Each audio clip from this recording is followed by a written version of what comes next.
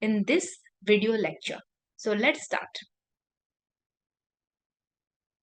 What is communication?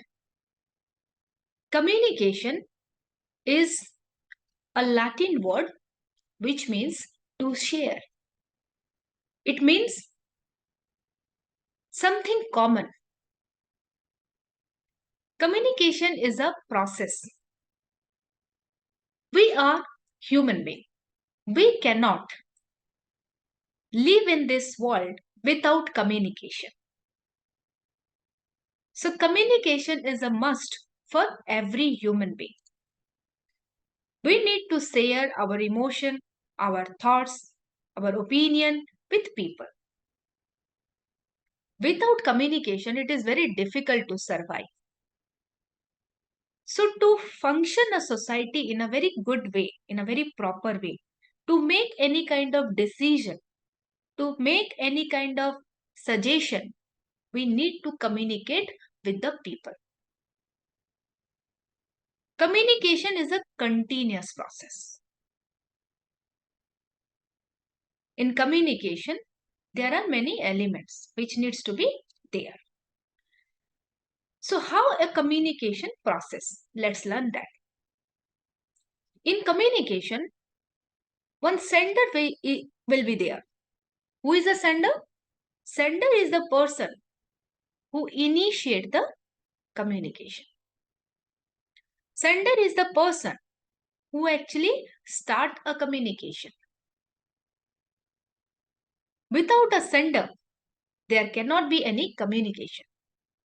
So in every kind of communication, there needs to be one sender who will send the message.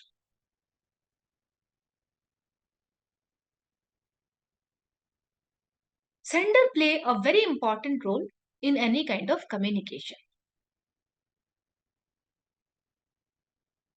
What you will send? You will send message. What is message? Message can be any text. Message can be any information. Message can be any data. Message can be your feelings. Message can be your thought. So to process one message, to send one particular message, there need to be a sender. And sender will do what? Sender will send the message. Then comes how you will send this message. You need to encode the message. So next come encoding. Let's take this example. Right now, I am explaining you something about communication and its process. So what I'm doing? I'm encoding the message through a certain kind of media, through a medium. What is that? That is through PPT, through some oral communication, I am communicating something to you, to my students. So here I am the sender. I'm sending a certain kind of message and I'm encoding the message in a way which will reach my students. So how I am encoding? I'm encoding the message in such a way so that it will be understood by my students. So the medium is the PPT. The medium is this lecture. So I'm encoding the message, that is communication, through a PPT. So in every kind of communication, there need to be a receiver. So who is the receiver? Here in this communication process, the students are receiver. They are receiving the message. Who I am? I am a sender. The teacher is the sender here.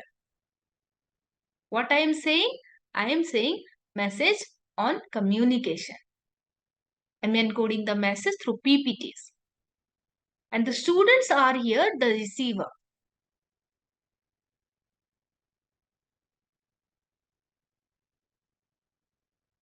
In the communication process, the receiver is also important. Why? Because to design a message, to send a message, we need to know who is our receiver. Suppose I am going to communicate something to the deaf and dumb students. So I must know that in which language they will understand. They will understand through some sign language. So it is important to know who is your receiver. So in every communication process, there is one receiver. The receiver can be a group of people. The receiver can be a public. The receiver can be two-person or can be one person. And the same receiver, when they send the message again or give feedback to you, then that receiver again become the sender and you will become a receiver. So here I am sending the message, you are receiving. Suppose you will communicate again, then you will be the sender and I will be the receiver. Another important part of any communication is noise. What is noise? Noise is any kind of disturbance.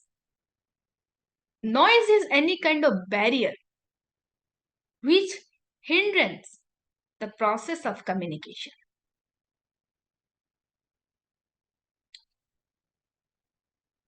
While communicating something, if any kind of background music is there, background sound is there, then that will be considered as a noise. Suppose I am telling you something about my ideology, my thought process, and my thought process does not match your mentalities, your thought process, then again, the background knowledge, the idea, the perception, the belief is a kind of noise here. So anything that create obstacle in the process of communication is called a noise. Let's now learn what are the different types of communication. First is verbal communication. Verbal communication is the most effective form of communication. Verbal communication occurs through verbal communication. Through written communication also you can do verbal communication. Any type of oral communication is there, that is called verbal communication. Verbal communication is the use of language. When you are communicating something orally, then that is called verbal communication. Verbal communication is the most effective kind of communication we can say. Because when you are saying something orally, obviously it is going to reach a certain kind of receiver. So that is why verbal communication is a type of communication. There is non-verbal communication also. What is non-verbal communication? Where there is absence of any kind of oral communication, then that is called your non-verbal communication. Non-verbal communication is another very powerful way of communication. You must be thinking, how? Let me explain. Anything which is in the form of sign, symbols, colors, touches, body language, facial expression, then that is called non-verbal communication. Sometimes your body language, your facial expression conveys so many things. There you don't need a verbal kind of communication.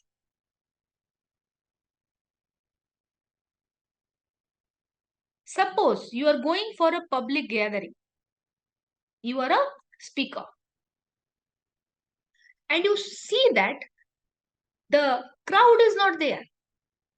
The venue hall is empty. It means what? It means people are not interested to listen to you. So this is a kind of non-verbal communication. Nobody has said nothing. But the environment, the ambience says that people are not interested. Let's take another example. Let's take Another example. My facial expression, if is not good, it means what?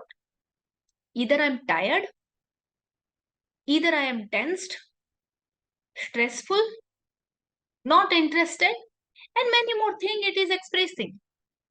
Sometimes what happens when you are giving a lecture in the class, you will find lots of students, right? Some student will be nodding their heads like this. It means they are interested, they are understanding. Whatever message that you are sending to your student, they are listening. That is why they are responding. They're smiling. When you are asking a question, they are answering. But there will be few students who will be yawning, who will be repeatedly, you will find them seeing the watch, the time, when the class will over. It means that they are not interested. Either they are tired, or they are not interested in the subject matter, or the language in which you are communicating is not proper for them. Whatever it is.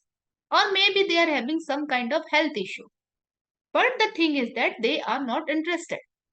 So they have not told you anything that we are not interested for the class. But from their facial expression and body language, you understand that there is something wrong. So either I have to change the timing of the class, or I have to change the way I'm teaching, or I should use some other kind of tricks and techniques so that my student will be interested in my class. So there are many non-verbal form of communication which can be understood in a very easy way. Let's take an example. There will be a party and you have come with a very good colorful dress. It shows that you are interested for the party. You must be eagerly waiting for the party to wear your dress. Your well get up shows me that you are very much interested in the party. You are an invited guest. Suppose you have come with a very colorless dress, without any ornaments, your facial expression is saying that you are not at all interested. So what does it mean? It means that your get up shows me that you are not that interested in this party. Yes, you have come here. You are in the party, but you must be having some other engagement, or you may be sick, or you must be feeling tired. That is why you have not that interest to dress up in a very well manner. So sometimes non-verbal communication are so strong that there is no need of any kind of communication, but the non-verbal symbols, colors, touches will show you that what exactly you want to communicate. So let's take what are the things that is called non-verbal communication. So first one is body language. Your body language speaks many things. How you sit, how you stand, either you are shaking your legs, you are shaking your hands, nodding your hands, blinking your eyes. So these are some of the things which shows your body language. Suppose you are very impatient of something. Somebody is speaking something and you are simply not watching you are not having an eye contact with the speaker. And all the time you are just looking at the doors, the entry and exit point. It shows that you are not interested. Or in an interview, you have come and you know that in interview there will be one psychiatrist who will be watching, who will be observing your body language. Language shows whether you are confident or not. Body language says whether you have command over your language or not. Body language says whether you are nervous or not. Body language is something which speaks many things. You need not to speak anything in your mouth. Somebody will understand everything from your body language. Then comes the facial expression. When you are saying a lie to someone, when you are laughing a lot, when you are shouting, there is some facial expression which shows how internally you are actually feeling. Suppose there is a gathering and you have come in a very good dress up, but you are very sad. So it shows that you're not happy. There is something wrong. So facial expression is something which express a lot. Then shows posture, how you sit, how you stand, right? And how you actually behave and what exactly you are doing. The way you behave inside your home will be definitely different how you behave outside. The way we talk, the way we have a conversation with our parents is definitely different how we actually communicate in a public place. When we are watching our favorite cricket match, sitting on our couch in our drawing room, our posture is different. But when we are in a conference, when we are in a seminar, when we are in a group meeting, there our posture is something very different. Where to keep our hands, how to put our legs, how to sit, how to stand. There is some standard procedure which we follow in a public place. So that is called posture. Whether you are overconfident, whether you are not that confident, whether you are very shy, whether you don't want to speak much, whether you are very silent, that everything can be reflected from your posture. Next is your gesture. Gesture is of many kind. How you are using your facial expression and your body language for gesture. So there are many kind of gesture through which also we communicate. Then touch. Touch means what? As per the relation, the touch in every relation differs. How? The mother-child relation is something different. How we touch our child, how we communicate our child is different because this relation is very personal. The way you behave with your child, you cannot behave with your students. The way you behave with your father or your parents, you cannot behave in the same way with your boss. So, touch is something which shows a different kind of communication. You are introducing someone for the first time, and the front person is, you know, eagerly showing is showing interest to shake his hands with you. What it shows? It shows a gesture that the front person is interested for this communication, or he is interested for such kind some kind of relation or a better relation. You are welcoming the guest by shaking their hands. We usually don't shake our hands with our enemies. So this is called touch. Our grandfather, grandparents, how behave with us, we never behave in the same way with our boss. A employer relation is different. A teacher student relation is different. A friend and a sister brother relation is different.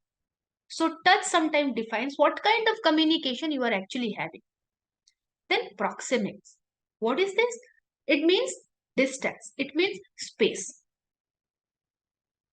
Sometimes space justify what kind of communication you are actually having. The more intimate relation is there, the space will be less. The more formal relation have, the bigger space.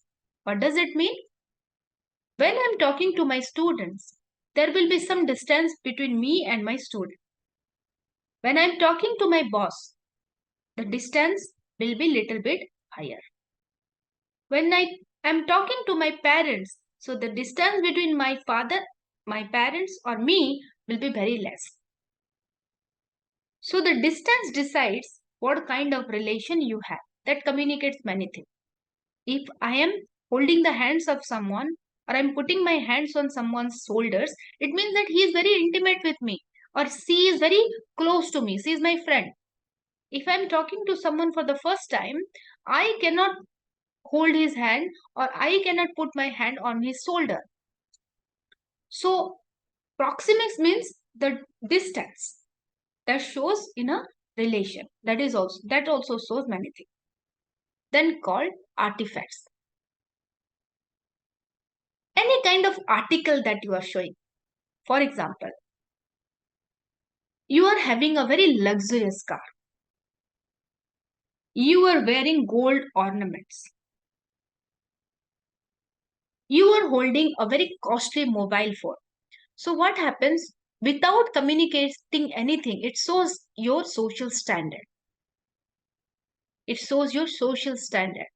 I'm not saying that I'm very rich. I'm not saying that I belong to a middle class family. But my car, my mobile, my wearing, my footwear, my dress up shows that for what kind of family I belong to. Another example is one person is uh, wearing a jacket with a stethoscope. One person is wearing an apron with a stethoscope. Automatically, we recognize that he is a doctor. From the get up and dress up of a compounder or a nurse, we recognize that she is going to help us in this way. Health wise, if we are not okay, she is going to assist us inside the room.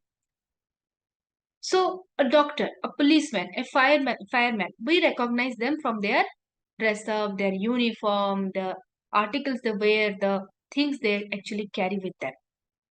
Next come paralanguage. Paralanguage is what? Paralanguage is something, your pitch, your voice, your tone. That also shows many things. Suppose I'm shouting and I'm saying in a very angry way. It means that I'm not okay. I'm angry.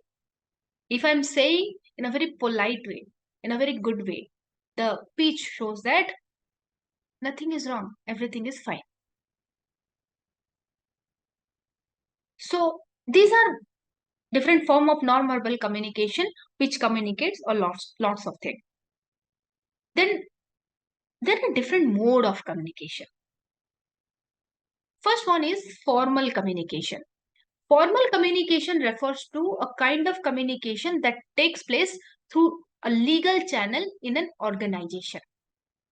Formal communication is that kind of communication which is, happens in a very systematic way. In a very, uh, in a particular time it will start, in a particular agenda it will be. You cannot talk beyond this. You cannot speak that time like that. Means a formal communication is something which is actually happen inside an organization. The communication that happens between a manager and employees, that is called a formal communication. A communication that is happening from up to down or down to up in any institution, that is called formal communication. One head of the department is communicating to the chairman PG council. So this is a formal kind of communication. You are communicating something through a written letter, through emails. These are called formal communication. There will be certain standard, that there will be certain way how to do it in formal communication. But in formal communication, either it will be from up to down or from down to up. Means either from the boss, the communication will transfer to the employee, or the communication you want to appeal for a casual leave, you want to apply for outdoor trip, or you want to go for you are giving us some kind of proposal to the boss. Then you have to write a letter and or an email. You have to go through certain channel, then you can reach the higher authority. You cannot simply jump to a topic. Informal communication. What is informal communication? The informal communication is the casual and unofficial form of communication. It is just opposite of the formal communication. In formal communication, what happens? There will be certain agenda. On this topic, we will speak. On this particular issue, we will talk. On this particular venue, we will talk. From this time to that time, there will be a discussion. But in informal communication, it is completely opposite of formal communication. Here, the exchange of information is just spontaneous. It can be two or more person without confirming the prescribed officials rule, process, system, formalities, and command. In formal communication, what happens? There will be certain kind of official rule. In formal communication, a employee, if want to communicate something with the higher authority, he cannot simply go inside the chamber and speak. He has to go through certain channels. There is certain standard procedure. Either you have to write a mail dedicating this, there will be a subject, there will be a regards and thanks and everything there. You cannot simply go to the higher authority, open the door and speak. So there is certain kind of rule, there is certain kind of process, there is a system. But in informal communication, the communications can start at any time, at any way, in any way, spontaneously by two or more person. And it does not follow a official rule, process or system. The communication that you are having with your friend, it is called an informal kind of communication. You need not to come with a proper kind of dress code that this will be the way while we will be having a formal talk. But in informal communication, it is simply spontaneous. Then there are some other kind of communication, like to whom actually you are sending the message. In that way, the communication are of different type. First one is your intrapersonal communication. What is intrapersonal communication? Anytime you communicate with yourself is considered as intrapersonal communication. In intrapersonal communication, we actually communicate with ourselves. We are the sender, we are the receiver. It is a kind of mental conversation. You are dreaming, you are planning, you are just rectifying where you have committed the mistake. You are just trying to talk to yourself about something. This is called intrapersonal communication.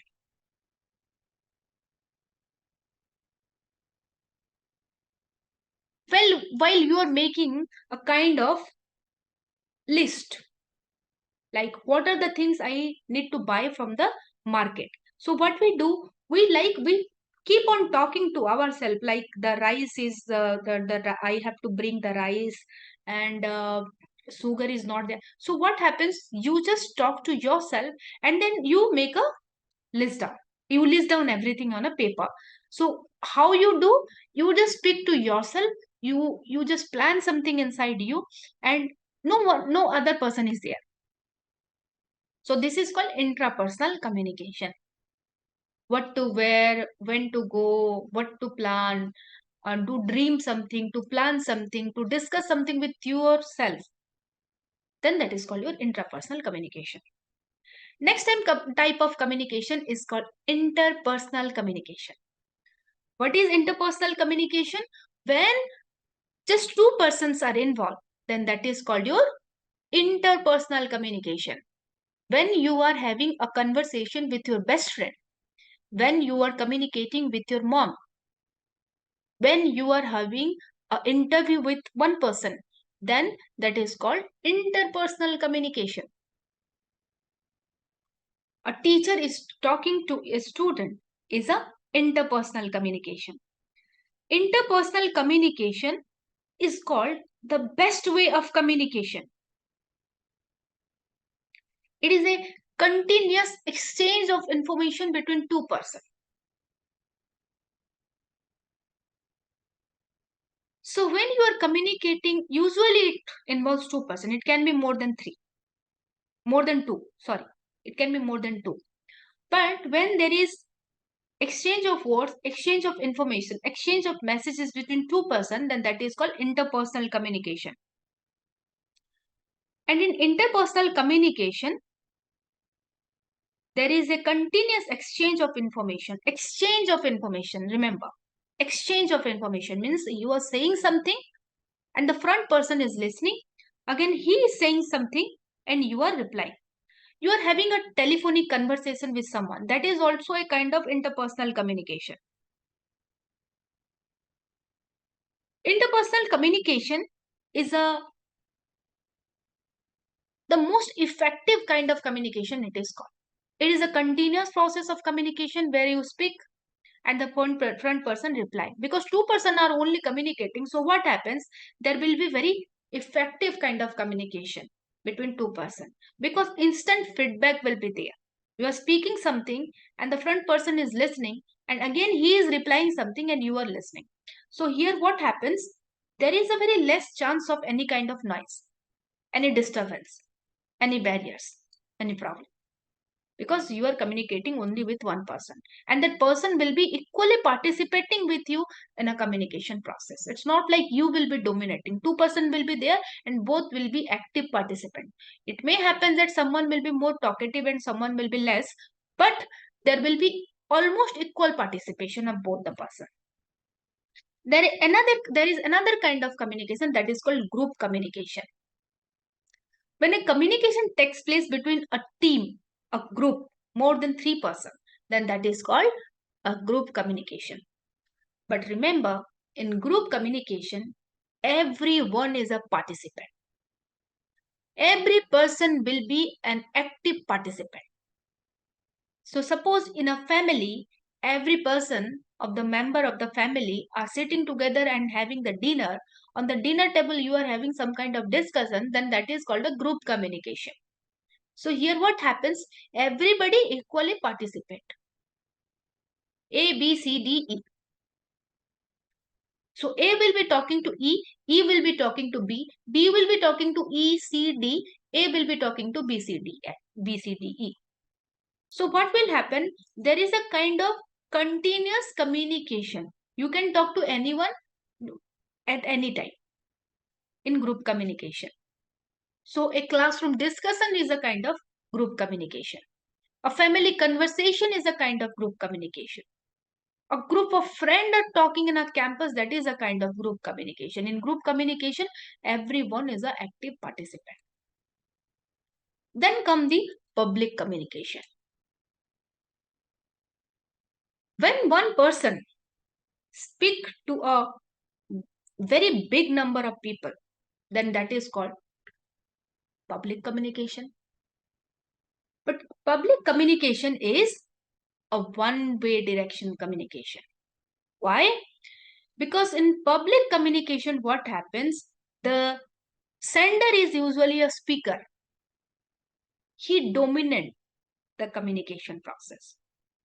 The sender will be the speaker, and the rest of the people who are called the public, they will be the listener, the audience. So there will be feedback, but there is a very less chance of feedback is there, because in interpersonal communication, what happens? There are only two person, so there will be no barriers. There will be continuous communication. So whenever one person will be having any problem, the second person can explain it in a repeatedly he can explain, and this person can ask as many question as he wants. But what happens in public communication? There is very less chance of feedback. Yes, there will be feedback. People will clap, people will shout, people will cheer, but there is a very less chance that the public will give you any kind of written message. You are acting on the stage, so you are speaking something on a stage. It's a seminar. You are the speaker. You are the panelist. So here what happens? The students, those who are listening to you, are public. And you are the speaker. It's a very large kind of audience in one room, in one field, one big campus when you are communicating. That is called a public communication. Next is your mass communication. This is very important. When you are communicating to a very large number of audience, it's not public. It's a kind of large number of audience who are actually shattered, who are heterogeneous. there is no commonness, then that is called your mass communication. When you are communicating to a very large number of people at a particular time, a same kind of message you are sending, then here it is called mass communication. Any kind of announcement, any kind of TV shows, a chapter on a book, a newspaper, magazines, radio, these are called mass communication. These are different form of mass communication. These are different medium of mass communication. So for mass communication, there is a need of media. Suppose Indian Meteorological Department forecasting that there will be a severe cyclonic storm in the southern part of Odisha. There will be a severe cyclonic storm and which is going to hit the coastal Odisha on dated this. And I want to communicate to the people of Odisha that they have to evacuate the place because it is very dangerous. The speed of the cyclonic storm will be very high. It may cause a severe damage, a mass damage to the place. So this message needs to reach to the people who are shattered, who are all over the Odisha. Someone is staying in Baleswar, someone is staying in Cuttack, someone is staying in Bhubaneswar, someone is staying in Raurkela. So how I will communicate this message? It is not possible to send letter to each and everyone. It is not possible to give a phone call to each and everyone. It is not possible to go to each door to door and inform that to evacuate the place in next 24 hours or 48 hours because a severe cyclonic storm is coming. What do we have to do? We have to pick certain medium through which we can give this message or send this message or spread this message instantly in a same kind of message in a particular period of time to a very large number of people. What we have to do? We have to use a certain kind of media. And what is that media? That media might be newspaper, that media might be news, that might be TV news, that can be internet, that can be social media, that can be radio. So what we have to do, the Indian Meteorological Department wants to share this information that a cyclonic storm is coming to this place. So this place will get affected. Then this message needs to spread to people through certain kind of media. And media people, that is the journalists, the reporters, the bulletin producer, they will design the message in such a way that people will understand it in a proper way. The language that will be used by Indian Meteorological Department cannot be understood by normal people. People will not understand that. So I have to communicate this particular message by the Indian Meteorological Department in such a way so that normal people will understand, because I have said heterogeneous people. What does it mean? There will be different age group of people. There will be people from different gender. There will be people from different social background. There will be people from different economic background. There will be people from different language. So heterogeneous people. In group communication, what happens? A group is formed for a commonness. There is a parent group. There is a parent teacher group. Why we are in a group, WhatsApp group? Because all our children are studying in one school. So the school, whatever information they want to convey, they can simply put one message in that WhatsApp group and all parents will get that news. So there is some commonness. A student, third year student are having one particular group. First year student are having some group. A faculty group is having one WhatsApp group. Why? They're called a group. Group is what? Some commonness. Some commonality is there. Some commonness is there. That is why they are in a group. Other people cannot enter to that group because they don't belong to that group. So that is the characteristics of a group. They're having some commonness. That is why that is called a group. But in mass communication, what happens? The background is different. The culture is different. The language is different. So when we are communicating something in mass communication, the message is common for all. So we have to design the message in such a way so that each and every person who is receiving the message will understand. So mass communication, what happens? The message, the receiver, the sender will be the the media people, the receiver will be the audience. The message is that a cyclonic storm is coming, and how we will communicate this message? Through a certain kind of medium. What is the medium? That is the media. What is that media? Maybe newspaper, maybe radio, maybe television. So in this class, we have come to an end to different type of communication. Thanks for watching this video. Thank you.